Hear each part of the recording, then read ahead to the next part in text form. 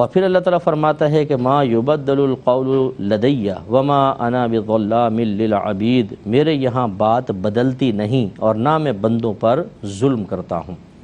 یعنی کیا مطلب؟ اللہ تعالیٰ فرما رہا ہے کہ میرے قول تبدیل نہیں ہوتا، تمہیں پہلے وعید سنا دی گئی تھی، تم نہیں مانے، اب چلو جہنم کے اندر، اب اللہ کا فیصلہ تبدیل نہیں ہوگا۔ یہ کافر کے حق میں ہے، خاص طور پہ پہلے سمجھ لیں کہ اللہ تعالیٰ نے قرآن میں بیان کر دیا کئی مقامات پر کہ جو حالت کفر میں دنیا سے رخصت ہوا اللہ تعالیٰ اس کو نہیں بخشے گا۔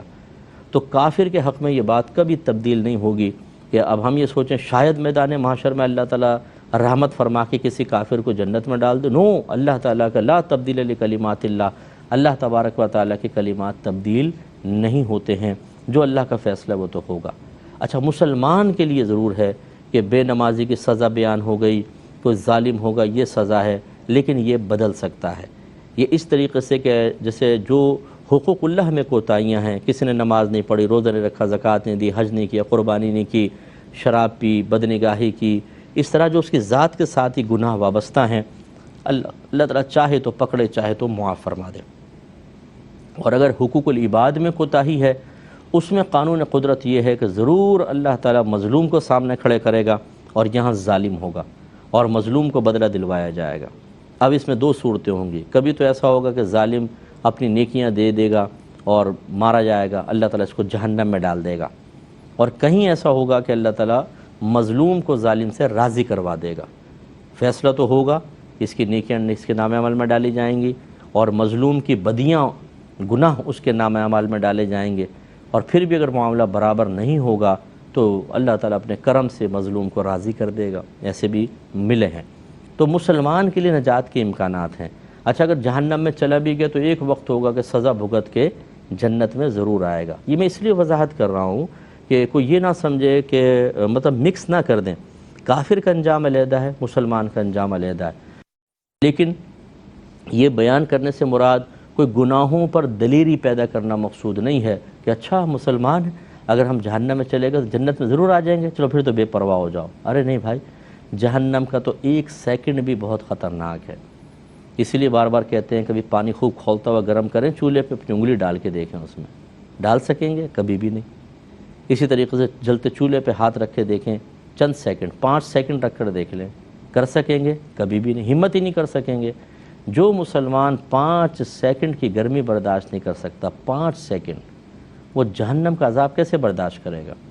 ایسا تو نہیں ہوگا کہ آپ کو یوں ایک دم ڈال کے نکال لیا 1 سیکنڈ کے اندر، ایسا تو نہیں ہوگا۔ ہم تو 1 سیکنڈ کی گرمی برداشت نہیں کر پا رہے۔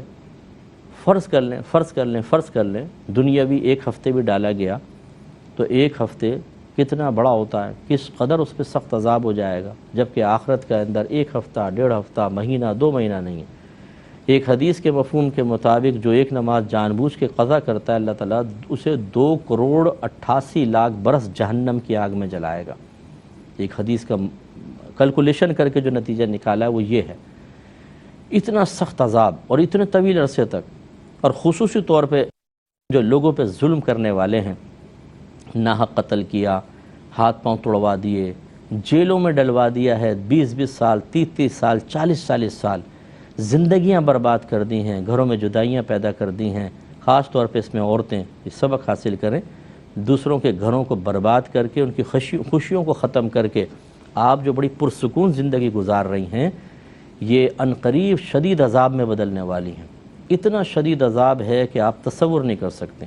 جن کو توڑا ہے ان کو جوڑیں کیسے تیسے، معافیاں مانگیں، دنیا میں راضی کر لیں، ورنہ ہو سکتا ہے کہ آپ ہم پہ بھی شاید ناراض ہوں، یہ کیا مولوی صاحب ایسے ہی بول رہے ہیں، اور بند کرو اور دوسرا چینل آپ لگا لیں، کوئی ہم پہ فرق نہیں پڑے گا، ہمیں تو تبلیغ دین کرنی ہے، لیکن ہماری سنیں گی تو آپ پہ ضرور فرق پڑے گا۔ اگر سرکش رہیں گی یہاں پر اور اپنے عیب چھپاتی رہیں گی اور اپنی ناک اونچی کرتی رہیں گی کہ نہیں میں کیسے کہوں کہ میں نے غلط کیا تھا، میں کیسے کہوں کہ میں نے گھر خراب کیا تھا، نہ کہیں۔ میدان معاشر میں یہ سب وہاں کھڑے ہوں گے، سب کو پتہ چلے گا کہ آپ نے کیا کیا چالاکیاں کی ہیں، سب چیزیں بیان ہوں گی وہاں سامنے۔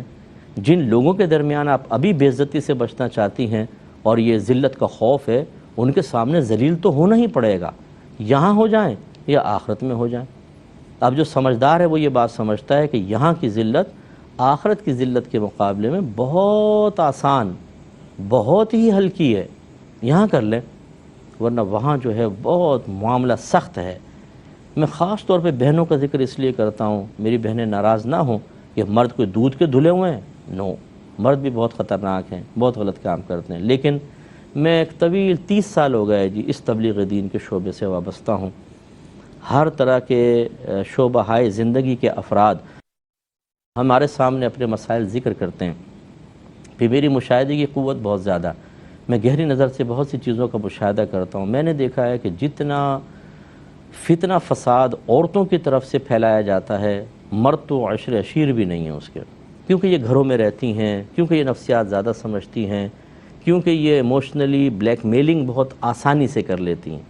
ایک آنسو بس نکالے، ایک دو آنسو آنکھوں سے نکالے، سامنے والا ڈھیر، چاہے بیوی ہو شوہر کے سامنے روئے، شوہر بیچارہ ڈھیر، ماں ہے بیٹے کے سامنے روئے، بیٹا بیچارہ ڈھیر، بہنیں بھائیوں کے سامنے روئے، بھائی ڈھیر۔ یعنی یہ ہتھیار ہیں مختلف قسم کے سامنے والے کو زیر کرنے کے، اپنا ہم خیال بنانے کے، اس کی ہمدردیاں حاصل کرنے کے، اپنے آپ کو مظلومہ ثابت کرنے کے، اور بعض اوقات خود عورت جانتی ہے میں غلط کر رہی ہوں۔ جب وہ کامیاب ہو جاتی ہے اپنے غلط کام میں تو مسکرا رہی ہوتی ہے کہ دیکھا نا، ہم سے ٹکر لو گے تو بچو گے کیسے، جو ہم سے ٹکرایا ہے کبھی بچ نہیں پایا ہے تو بھابھی کیسے بچ سکتی تھی۔ چلیں جی، آپ نے فتح پا لی، ایک شعر بھی بنا لیا آپ نے اپنی شان میں، لیکن میدان محشر میں کیا ہوگا؟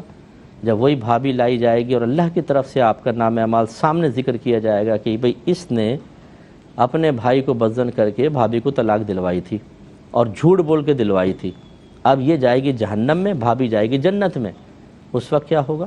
اس پہ ذرا توجہ کریں، اللہ تعالیٰ مجھے بھی اور آپ سب کو بھی سمجھنے کی توفیق عطا فرمائے، آمین۔ وآخر دعوانا ان الحمد للہ رب العالمین۔